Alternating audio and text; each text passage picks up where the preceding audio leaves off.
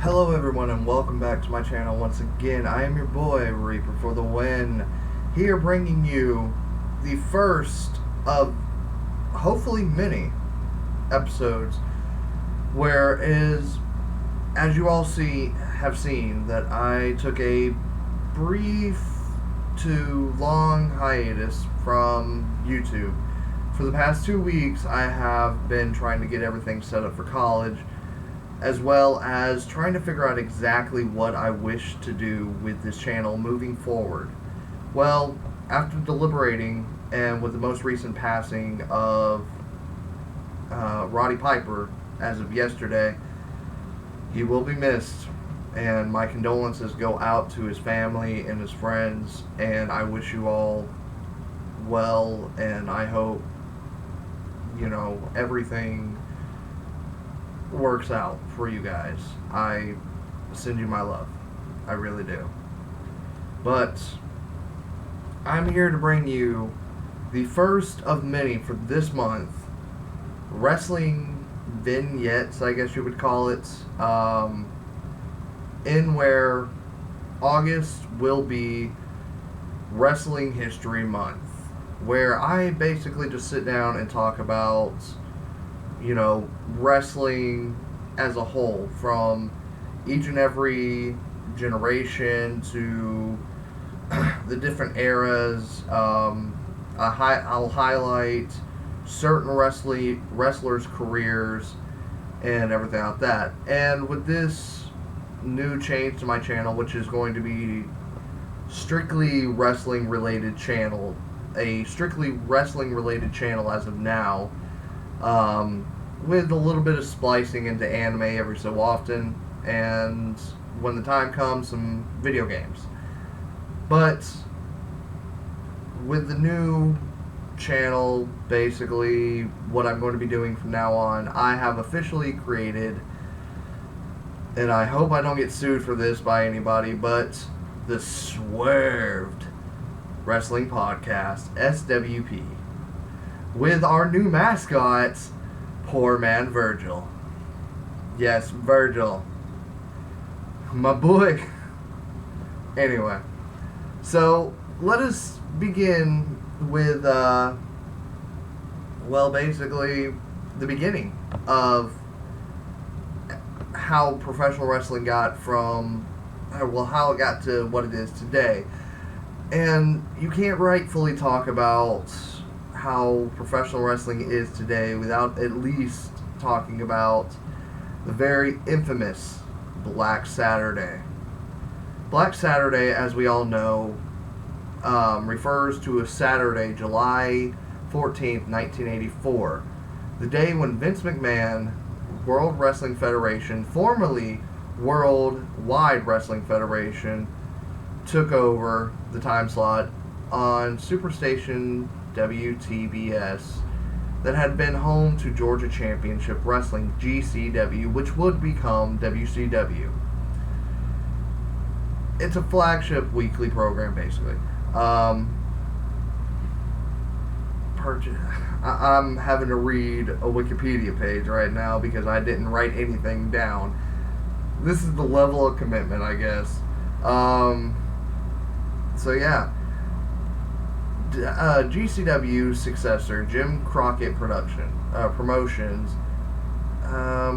basically, Jim Crockett, during the whole Vince McMahon beginning to own pretty much everything in the wrestling world, took over for GCW and would eventually turn it into WCW. Now, the significance of Black Saturday was Vince McMahon basically wanting to do the opposite of what his father always knew. His father being an amazing promoter, going back all the way to, I believe, the 40s, if I remember reading right, and owned the northeastern parts of what was a bigger wrestling chain known as the NWA. The NWA has since kind of died out as of now.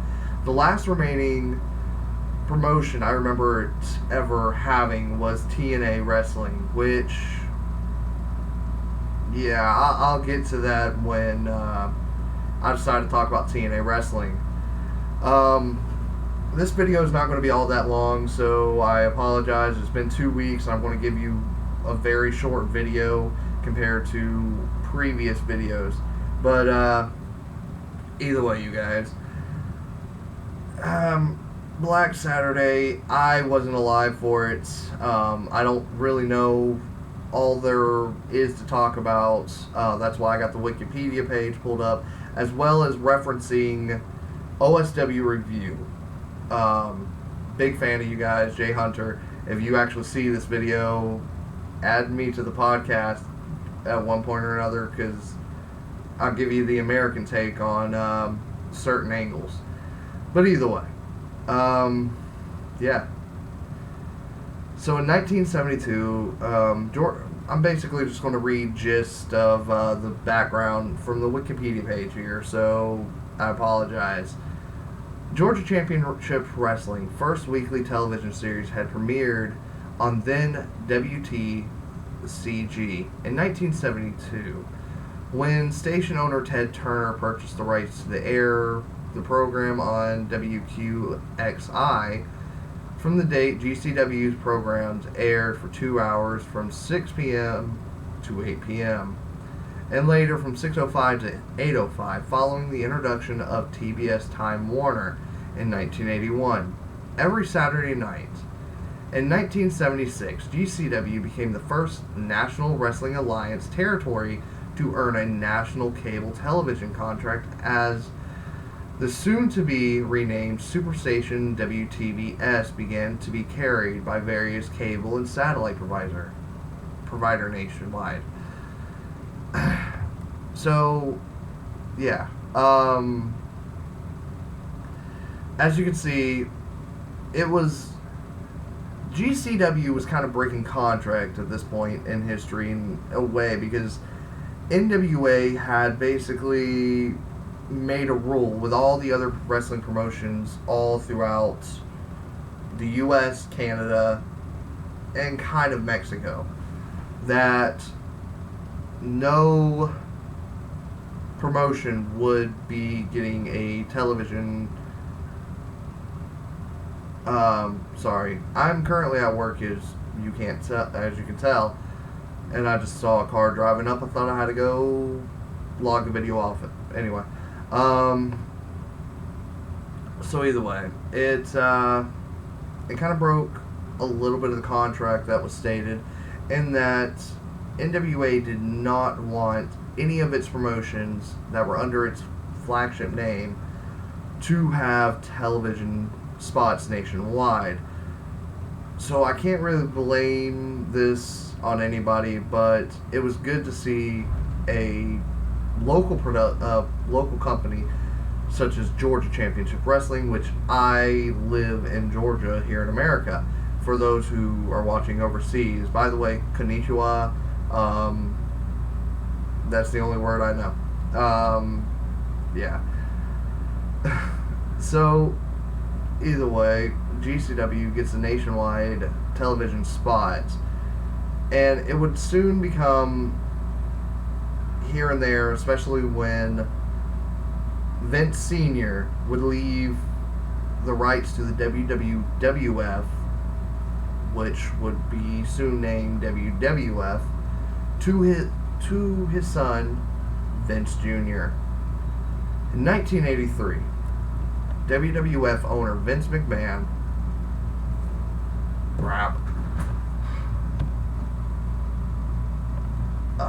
okay, I just took a picture. It's unprofessional, I know right now, you guys. But 1983, WWF owner Vince McMahon, who promoted the cartoonish gimmicks that GCW fans were not traditionally supportive of, and who several years earlier had begun to expand his promotion nationwide, took control of the other major cable network television contracts at the time when he purchased Southwest Championship Wrestling, Sundays morning U.S. Day network time slot for all his American wrestling. for his All-American Wrestling program the following year, in addition to the cable contract and his nationwide, nationally syndicated offering WWF Championship Wrestling and WWF All-Star Wrestling. Vince McMahon expanded further by premiering Tuesday Night Titans on USA. Vince a greedy cunt. I'm sorry. I'm going to go off on a little tangent here. Vince is a fucking greedy cunt. I say that with the utmost confidence that he booked well in the 90s for the Attitude Era, which we will be covering at a later date. But Vince McMahon during the 80s, he basically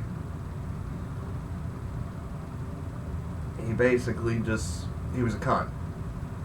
He wanted to hold basically every other promotion. He stole their biggest stars, including the famous Hulk Hogan. Again, covering his career later on, more so for the fact of his most recent comments that have come out. But yeah, it's just Vince McMahon. I never liked him. He's just that kind of guy that he destroyed wrestling, in my personal opinion. He made it a lot better. He made it amazing. He put it out there like he said he would, but he destroyed wrestling as a whole, and for that, it's unforgivable. All these local promotion for all these different states and even countries, they did good. They had their own version of what wrestling was to them. Vince McMahon's was more cartoonish, gimmick related, Superman and Lex Luthor and all this other kind of stuff, superhero and a supervillain kind of deal. Whereas GCW was straight up wrestling, which, if you don't know the term, so be it. But it old school wrestling, focus more on the wrestler himself than the gimmick that he uses. And it's all about sportsmanship. It's all about really who's stronger and not who has the better gimmick and who can kiss more ass than anybody. But yeah. So, like I said, I'm reading off the Wikipedia page here, so I'm sorry I'm not more knowledgeable about this certain type or this certain events, but yeah. Aftermath to Black Saturday. Losing money on the deal and desperately looking for help, McMahon turned to Jim Barnett. He directed McMahon to NWA President Jim Crockett Jr., the owner of Jim Crockett Productions, which promoted wrestling shows in Virginia, South Carolina, North Carolina. At the time, Crockett was trying to counter the WWF's national expansion by unifying the remaining NWA territories that McMahon had not driven out of business into nationwide units. Crockett, who had just bought out Ole Anderson's Georgia promotion, bought the World Championship Wrestling program from McMahon for $1 million. Jesus. This is the 80s, too. Good God. Sorry. And returned NWA programming to TBS. This promotion would eventually become the modern World Championship Wrestling when Turner brought the promotion from Crockett in 1988. And later withdrew it from the NWA, so they basically got screwed themselves anyway. But, yeah. So, what can we take from all this pretty much is Vince McMahon drove a lot of people out of business. He runs these anti-bullying campaigns talking about how, oh, it's not right to bully. Well, you ran several amazing promotions out of business, such as, well, just to name a few: WCW, ECW, AWA, WCCW, Mid-Atlantic Wrestling, just to name a few. So, yeah. NWA, as I've said, is pretty much defunct right now, with very, very little left in the wrestling world. They are just an organization that no longer exists. Because here in America, it is strictly Vince McMahon and the WWE currently. And you have other promotions such as Ring of Honor, TNA, yada yada.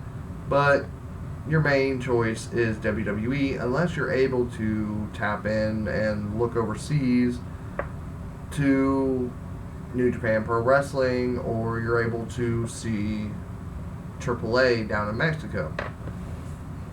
But either way, you guys, I know that wasn't very informational, and it's kind of a horrible way to start the whole wrestling history month. So yeah, I don't know why this guy keeps looking at me. But either way, you guys, it was great getting the chance to actually talk to you guys again, and I will be doing more videos again. I am going to upload another video right after I upload this one, talking about life in general. So you guys are going to be getting that. So yeah, enjoy this beginning to SWP's Swerved Wrestling Podcast with our boy Virgil. And I hope you guys will enjoy the beginning of Wrestling History Month. It'll get better, I promise. I promise it'll get better. I'll make sure it does. Okay, you guys. Well, as always, I'm your boy Reaper for the win. Have a wonderful day, night, evening, morning, afternoon, whatever time zone it is you guys are in currently. And have a good one. Peace.